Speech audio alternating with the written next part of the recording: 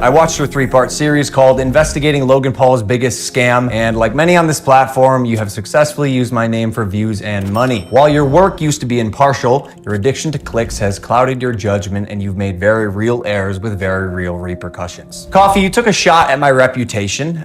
So in this video today, I'm going to be defending myself with facts, something that you have gotten in the habit of twisting as you continue to morph from an investigator to a gossip channel. You see, Coffeezilla tried to work with law enforcement in the past, but his work was described as not anchored to truth and often speculative. He is a lopsided journalist with an agenda, and he's nothing more than the Keemstar of crypto and finance. But as opposed to just telling you, I'm going to show you some of the core discrepancies that I caught in Coffeezilla's investigation. Coffee, you interviewed the developer who stole the game code, fled to Switzerland, and held it hostage for $1 million.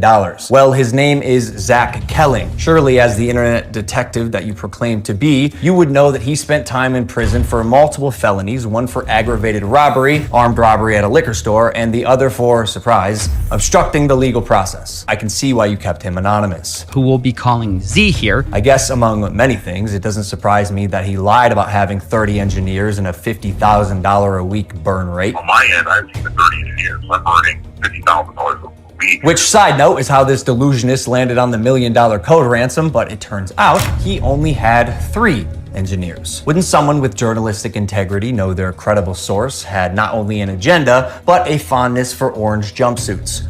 Or did you just hear what you wanted to hear and moved on? Because even if you're lying to yourself, Steven, you still have to believe it. And I know what you're thinking. What type of idiot would work with an unsavory individual like Zach Kelling? I guess that's what I get for trusting the team that I relied on to vet and manage Eddie's hiring process, who has turned out to be a professional con man that I have since learned fooled billionaires, the Mormon Church, the owner of the New York Yankees, and now me. And surely you knew Emilio, the gentleman who supposedly let his child invest in a cryptocurrency, was allegedly responsible for 2 rug pulls before you interviewed him. So either you missed that or you knew it and failed to let the public know. Why? Because it was a clear sign that he was also untrustworthy. You seemed pretty excited when the guy told you that he couldn't hatch the eggs. Wait, you can't even hatch? No, I'm telling you, it's just a picture. You're kidding! You can't hatch? You're kidding. You can't hatch? You can't hatch? Yeah, 1 second of research would prove that to be false, as you can definitely hatch eggs and even breed your animals. Click on that. Oh, we got a duck. And as you pointed out in your fine print, cross-hatching was available on ETH at one point, but you perpetuated the opposite as truth with your chest out. Basically, nothing worked. And by the way, guy, almost all NFTs are just pictures. No, it's just a picture. And surely a real internet detective would not break criminal and civil laws in trying to get information, right? So why have you allowed the illegal recording of Jeff's phone call without his permission? And then, more like an internet criminal, post it online. And it was interesting. It was like, this is wild. Now, although you didn't verify any backgrounds, substantiate any evidence, took multiple criminals' words as truth, and broke laws, you still published the defamation. However, unlike you, the blockchain doesn't lie. So let's highlight some things that you did point out. Crypto King Jake stole $6 million. True or not, we had already removed him from the team when we realized he was a bad actor and his motives were purely financial. Conman Eddie, lead developer, stole $1.7 million. True or not, when we learned he was a bad actor as well, he was immediately removed from the team. While myself and Jeff sold nothing and made nothing, as verified through investigation and the blockchain. Jeff, Logan's manager, to my knowledge, never sold.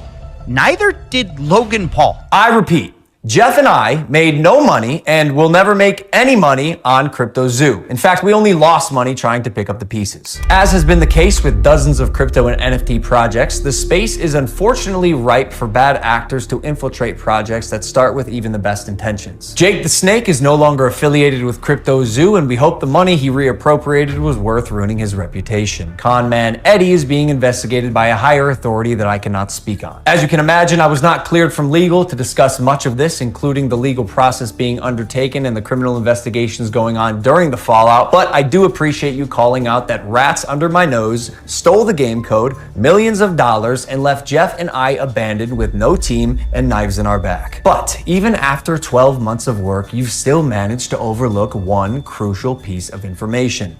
See, even though I've said it's coming so many times, you've assumed that CryptoZoo isn't being made. Who are you to decide when the development timeline ends? I gotta everything stolen from me in our community, stopped promoting publicly as soon as I knew the extent of the internal issues, took all of the heat on social, and you still published a defamatory hit piece fully knowing I was innocent just so you could enrich yourself in your $10 million studio. Sharp, but deeply unethical, dangerously misleading, and illegal. I suggest you use the money you got from pumping your Patreon to hire a good lawyer. You're gonna need it. And maybe we could have talked about this if you had reached out to me, personally. Not my manager, Jeff, who is not me, Steven, but the first time you did was on Christmas Eve after you released your series so you could rely on false statements and unreliable people used recklessly. The subject line was third request for comment. Yeah, not quite. This will be my third time reaching out to you and your team. The first 2 times were through your manager, Jeff.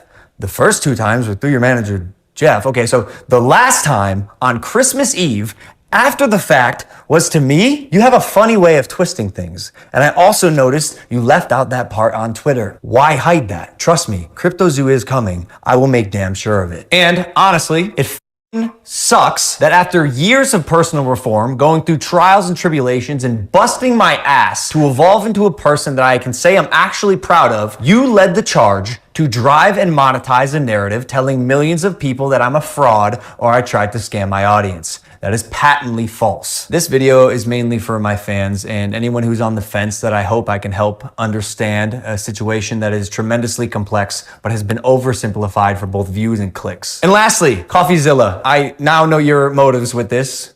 Clout and money, good for you, but also you're slimy as so I'm not going to come on any of your podcasts. If you want to come on Impulsive and talk about this, that's fine. You've denied my invitation multiple times. You're still invited. It can be a one-on-one. If not, we're going to handle this ourselves while we continue to build CryptoZoo, and I'll see you in court.